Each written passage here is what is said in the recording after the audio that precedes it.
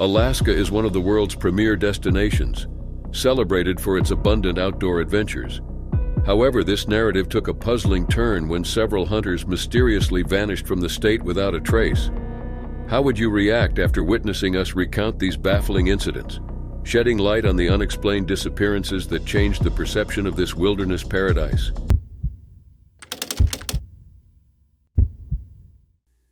On August 27, 2022, 61-year-old Tennessee native and experienced hunter Steve Keel embarked on a caribou hunting expedition near Deadhorse, approximately 55 miles south of the Dalton Highway in Alaska. A seasoned outdoorsman, Keel was well prepared for such trips, but this outing took a tragic turn when he failed to return. The search effort began immediately after Keel was confirmed missing. He was last seen leaving his campsite to retrieve a backpack. This marked the starting point for an extensive search operation, as time was of the essence given the harsh conditions of the North Slope. Chet Showalter, a truck driver and avid hiker, played a crucial role in the search. Although he didn't know Keel personally, Showalter felt a profound connection to the missing hunter as he combed the area, finding boot prints and antlers arranged like an arrow, a possible sign left by Keel. Showalter dedicated himself to the search, often sleeping in tents and tracing Keel's last known movements. Despite the relentless efforts of several officials, volunteers, and family members, the search was suspended less than a month later due to the increasingly harsh winter conditions. The extreme weather made it impossible to continue safely. However, Showalter refused to give up. He theorized that Keel might have suffered a fall, a medical emergency, or succumbed to hypothermia shortly after going missing. Determined to find Keel, Showalter planned to resume the search in the spring and summer. He sought to hire a trained cadaver search dog experienced in search and rescue operations. A GoFundMe page was created to fund this effort, raising over $5,000 toward a $10,000 goal for the cadaver dog search. In September 2023, nearly a year after Steve Keel's disappearance, a search team discovered what they believed to be human remains in a lake close to the Dalton Highway. This discovery reignited hope among Keel's family and the searchers who had been tirelessly looking for him. The group, utilizing cadaver dogs, sonar, and a forensic device, found evidence suggesting the presence of remains that could potentially be Keel's. Alaska State Troopers were promptly alerted and initiated activating divers to retrieve the remains. However, Alaska doesn't have state-trained divers as part of the Troopers or the Department of Public Safety. Instead, they relied on a non-profit group specializing in underwater recoveries. This logistical hurdle meant a delay in getting divers to the site, adding to the already prolonged agony of Keel's family. Liz Keel, Steve's wife, remained hopeful that the remains would be her husband's. She even volunteered her team to handle the recovery, but the Alaska State Troopers insisted on managing the process themselves. It took 2 weeks for the authorities to arrange travel for the divers, and on the day they arrived, their cadaver dog was also alerted to the same spot as the previous ones. Unfortunately, the weather turned against them, with heavy fog forcing the team to postpone the recovery effort until the next day. The divers returned the following afternoon to search the lake, but late in the evening, Liz received disheartening news. They had found nothing. Upon physically examining the area, the divers concluded that the item seen in the sonar image was not human remains. This unexpected and painful setback crushed the hopes that had been momentarily revived. Despite this disappointment, the search for Steve Keel continues. New strategies and methods are being planned to locate his remains. The persistence and determination of those involved in the search, particularly the Keel family, remain strong. They have redirected their focus and resources, withdrawing a previously offered reward and reallocating it to the search groups actively working to find Steve. They remain committed to finding answers and bringing Steve home. In September 2015, 23-year-old hunter Dalton Hansen embarked on a moose hunting trip with his stepfather near Mile 9 of the Dalton Highway in Fairbanks, Alaska. This expedition, meant to be a bonding experience and an opportunity to enjoy the Alaskan wilderness, turned into a tragic mystery when Hansen failed to return home. The trouble began when Hansen and his stepfather argued about how to drive the ATVs they were using. Frustrated, Hansen walked away from their hunting camp to clear his head, leaving behind the safety and supplies of their campsite. He was last seen wearing only a camouflage jacket, black pants and boots, without appropriate clothing or survival gear for the harsh Alaskan environment. When Hansen didn't return, his stepfather reported him missing, triggering a massive search operation that commenced on September 10, 2015. The search involved various law enforcement agencies and teams racing against time to find the young hunter. Alaska wildlife troopers and village public safety officers led the search, supported by a helicopter dispatched from Anchorage. Volunteers from Wilderness Search and Rescue played a crucial role, scouring the rugged terrain on foot, while search dogs joined the ground efforts, utilizing their keen sense of smell to track any sign of Hansen. The Fairbanks Red Cross provided canteen support, ensuring that search teams could stay in the field for extended periods, maintaining their stamina and focus. Despite these extensive efforts, the search faced significant challenges. The weather, a critical factor in any Alaskan search and rescue operation, turned adverse, complicating the mission. Inclement weather conditions severely limited the helicopter's ability to fly, grounding it for extended periods, and reducing the vital aerial support for covering the vast and challenging terrain. Rain, fog, and low visibility also hampered ground search efforts, making it difficult for rescuers to navigate and conduct thorough searches. Talitha Cullen, a close friend of Hansen, described the dire conditions that severely hampered the search efforts. The weather deteriorated rapidly, with rain and snow falling, drastically reducing visibility. Helicopters, crucial for deploying search dog teams to remote areas, could not reach their planned deployment sites. The weather's rapid decline created a hostile environment for the searchers and search dogs, whose ability to track scents was severely compromised. The Alaska State Troopers volunteered their support over the weekends, but as the weather worsened, this avenue of assistance was cut off. Cullen noted that the troopers could not reach the scene due to the dangerous conditions of the highway, which had become nearly impassable without the risk of vehicle rollovers. Hansen's mother, Randy Van Blarcom, shared her anguish and disbelief over her son's disappearance. Although her husband had been cleared of any wrongdoing in the case, she firmly rejected the notion that Hansen might have taken his own life. Van Blarcom also mentioned that the troopers had ruled out the involvement of other hunters in the area, further deepening the mystery. The search officially ended on September 18, 2015, but Hansen's family and friends refused to give up. Driven by hope and desperation, they continued to comb the area. Yet each passing day without seeing Hansen deepened the heartache and uncertainty. Randy Van Blarcom and those close to Hansen grappled with the unanswered questions surrounding his disappearance. The treacherous Alaskan wilderness, known for its beauty and peril, seemed to have swallowed Hansen without a trace. The lack of evidence left his fate a haunting mystery, with no closure for his grieving family and friends. Hansen's disappearance remains an unresolved chapter, a reminder of the unpredictable dangers of the wilderness and the profound impact on those left behind.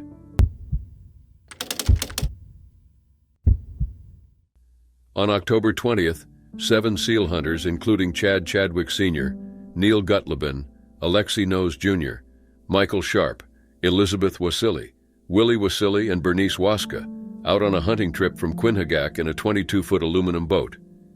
The group planned a journey to Bethel before returning to Quinhagak. However, after their last sighting on Eek Island, the hunters disappeared, sparking an extensive search effort. The trip began with 3 men departing Quinhagak in the boat. They made their way to Bethel, where they picked up 4 more people, increasing the number of passengers to 7. As they left Eek Island, the group had about 10 gallons of gas, which raised concerns about whether it was sufficient for the journey back to Quinhagak, given the added weight of the passengers and their gear. Search teams, including local volunteers and official agencies, thoroughly searched western Alaska's vast, rugged terrain. The operation, lasting more than a week, covered an extensive area by air and water as searchers scoured the coastline, rivers, and islands. The lack of success in finding the missing hunters and their boat was perplexing and disheartening. Despite their exhaustive efforts, the search teams found no trace of the hunters or their boat. The rugged and remote Alaskan wilderness posed significant challenges, with vast distances and harsh weather conditions complicating the search. The limited fuel supply and the heavily laden boat might have contributed to their disappearance, but the exact circumstances remain unknown. The community of Quinhagak, along with the families of the missing hunters, anxiously awaited any news. The search effort underscored the harsh realities of life in remote Alaska, where the natural environment can be both beautiful and unforgiving. The dedication of the search teams, who worked tirelessly despite the daunting conditions, reflected the strong sense of community and determination to bring the missing hunters home. Former tribal police officer Jerry Brown played a pivotal role in organizing the search efforts in Quinhagak for the 7 missing seal hunters who had vanished after their last sighting near Eek Island. Brown, leveraging his extensive knowledge of the local terrain and crisis experience, rallied a group of volunteers to scour the coastline and nearby creeks. Equipped with several boats, the search parties headed south along the coastline and northward, meticulously scanning for any debris or signs of the missing ship before the tide could wash away potential evidence. This effort was not just a search, but a race against time. The gravity of the situation prompted a coordinated response from the Alaska State Troopers and the U.S. Coast Guard. The Coast Guard dispatched a C-130 airplane and an MH-60 Jayhawk helicopter to expand the aerial search. The search area was broadened over the weekend after authorities received reports suggesting that people in similar situations had previously reached Nunivak Island, further offshore to the east. This new lead injected fresh hope into the operation, driving the search teams to push beyond their initial boundaries. Volunteers from the nearby communities of Eek, Kongiganak, and Good News Bay joined the search, amplifying the effort with additional workforce and local knowledge. However, the ongoing COVID-19 pandemic introduced significant challenges. Quinhagak had been one of the hardest-hit areas in the Yukon-Kuskokwim Delta region, experiencing a large outbreak of COVID-19. The health emergency severely limited the available volunteers, as many community members were either infected, quarantined, or focused on combating the virus's spread. Coordinating search efforts while adhering to health guidelines proved to be daunting. Volunteers had to maintain social distancing and wear protective gear, complicating an already strenuous operation. The pandemic also strained the community's resources, making it harder to sustain prolonged search efforts. Despite these formidable obstacles, the search teams remained relentless. They combed the coastline, ventured into creeks, and conducted thorough aerial and marine searches. The days stretched into weeks, but no trace of the missing hunters or their boat was found. The expansive, rugged Alaskan terrain and the relentless tides seemed to swallow any evidence of the hunters' fate. As the days wore on, the emotional and physical toll on the searchers became apparent. The uncertainty gnawed at the community, and the lack of progress was profoundly disheartening. The reality of the pandemic's impact also began to loom more extensive, with cases continuing to rise and health officials urging caution. The search efforts were increasingly seen as a potential risk for further spreading the virus. Ultimately, the search mission faced an indefinite postponement. The 7 hunters' fate remains uncertain, leaving their families and the community in a painful limbo.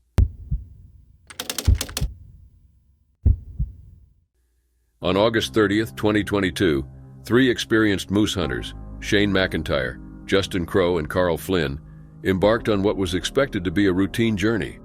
They were tasked with delivering supplies by boat to their hunting cabin along the lower Kuskokwim River in Alaska. However, after completing their delivery, the 3 men vanished. Concern quickly mounted when they failed to return home as planned. Alaska State Troopers and Bethel search and rescue officials were notified about the overdue boat. Recognizing the situation's urgency, they promptly launched an extensive search operation to locate the missing hunters. The weather conditions on the day they disappeared were particularly harsh. Winds were gusting from the south and southeast at approximately 30 miles per hour, and a high tide further complicated matters. These factors combined create waves estimated to be between 5 and 8 feet tall. Given the type of boat the hunters were using, authorities feared that it might have capsized in these treacherous conditions, potentially leading to the drowning of all 3 men. For over a week and a half, Bethel Search and Rescue and various volunteers and residents tirelessly scoured the river and surrounding areas. The search was meticulous and extensive, covering the water's surface and the river's bottom. Search teams employed weighted hooks to drag the riverbed, hoping to locate the missing boat. Despite their exhaustive efforts, they needed clarification on the absence of any sign of the vessel. At 18 feet long, it was expected to be relatively easy to spot, yet it remained elusive. The search operation faced numerous challenges. The lower Kuskokwim River is known for its unpredictable currents and varying depths, which complicated the efforts to locate the boat. The rugged terrain and dense vegetation along the riverbanks also made it difficult to conduct thorough ground searches. However, the most unsettling aspect was the simultaneous disappearance of all three hunters, an unusual occurrence that added to the urgency and gravity of the situation. Searchers operated under the assumption that the boat had sunk in the rough waters after the men had dropped off equipment at their hunting camp upriver. This theory guided their efforts, focusing on likely areas where the boat might have gone down. The lack of physical evidence, no debris, no personal belongings, no sign of the ship itself, made the search particularly challenging and emotionally taxing for the families and friends of the missing men. As days turned into weeks, the community of Bethel and surrounding areas remained deeply concerned. The disappearance of McIntyre, Crow, and Flynn had a profound impact, as all three men were well known and respected in their community. The search efforts were about finding the missing hunters and providing closure and answers to their loved ones. By mid-September, the search was still ongoing, with the community holding hope, however faint, that some breakthrough would occur. Mike Riley, a seasoned search and rescue community veteran and its president for over 30 years, epitomized this dedication. Riley's experience was crucial as he led part of the search towards Strait Slough, where 6 boats were already combing the waters for any sign of the missing hunters. He approached one of the boats and received a promising tip. The day after the hunters were reported missing, 2 people traveling back to Bethel saw an aluminum pole bobbing upright about 20 feet from shore, a few hundred yards upriver of Strait Slough. This tip, though small, injected a burst of energy into the search efforts, providing a specific area to focus on. Equipped with this new information, the search teams renewed their efforts. Some boats scanned the area with sonar, meticulously creating a grid pattern over each section of the river. This systematic approach was slow and painstaking, but necessary for thorough coverage. Other boats used drag bars, long ropes with metal bars and weighted hooks at the ends, designed to catch anything submerged. Despite their exhaustive efforts, Riley and his team initially found nothing. Weeks of relentless searching finally yielded a tragic discovery. After 3 weeks, the body of Shane McIntyre was found near the Bethel Small Boat Harbor. A boater traveling upriver from the harbor stumbled upon McIntyre's remains, bringing a measure of closure to his grieving family. Shane McIntyre's loss was felt deeply throughout the community. He left behind a wife, 5 children, and his parents.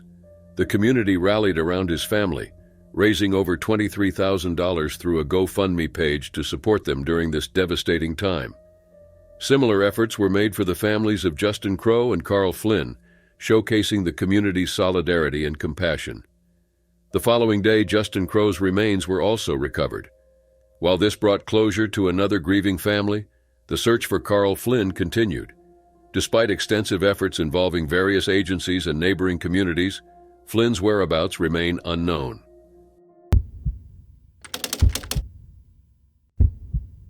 On December 15, 2023, Alvin Bodfish, a seasoned hunter from Wainwright, Alaska, embarked on a hunting expedition that took an unexpected and worrisome turn. The community was used to Bodfish's regular outings on his snow machine. However, he did not return as planned this time, prompting concern and eventual action.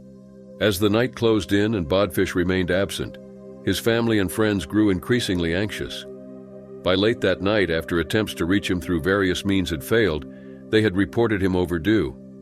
This triggered a swift response from the North Slope Borough Search and Rescue Team, which commenced a full-scale search operation early on December 16th. The search and rescue efforts were multifaceted, reflecting the severity and treacherous Arctic winter conditions. Volunteer teams from neighboring communities, including Utqiagvik, Atkasuk, and Point Lay, quickly organized ground search parties. These volunteers, many of whom were experienced hunters and familiar with the terrain, braved the harsh elements to cover as much ground as possible. Meanwhile, the North Slope Borough led the air search, utilizing a Beechcraft Super King Air, a versatile and reliable aircraft suited for extensive search operations.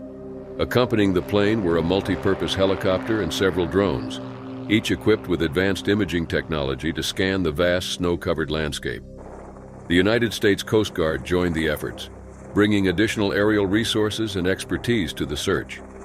The Coast Guard's aircraft, equipped with state-of-the-art search and rescue technology, added a critical support layer to the intensive operation. The search teams faced numerous challenges throughout the day and into the night of December 16th. The Arctic environment is unforgiving, with temperatures plunging well below freezing and daylight limited to just a few hours. The terrain, a mix of tundra and icy waterways, posed significant risks to ground and aerial searchers. Despite these challenges, the searchers remained undeterred. Ground teams used snow machines and traditional methods, such as tracking footprints and signs of disturbance in the snow, to guide their search. In the air, pilots and drone operators meticulously scanned the landscape, looking for any indication of Bodfish's presence or his snow machine. After initial ground and air search efforts proved fruitless, the Alaska Dive Search, Rescue, and Recovery Team joined the mission, bringing specialized underwater search equipment to explore the possibility that Bodfish might have fallen through the ice. The addition of the dive team introduced a new dimension to the search efforts and highlighted the formidable challenges posed by the Arctic environment. The dangers of the thin ice became painfully clear when one of the dive team members broke through the ice not once but 4 times during the search operations. Fortunately, the team was prepared with a rescue raft, which distributed their weight and prevented them from plunging entirely into the frigid waters. This raft proved to be a critical piece of equipment, allowing the team members to climb back to safety without succumbing to the icy depths below. As the days passed, local, borough, and state responders conducted extensive search operations, combining ground, air, and underwater efforts. Despite their tireless work and sophisticated equipment, Alvin Bodfish remained elusive. The vast, snow-covered wilderness and unpredictable ice conditions made each search grueling and often disheartening. After 2 weeks of searching, no one knows if Bodfish will ever be found.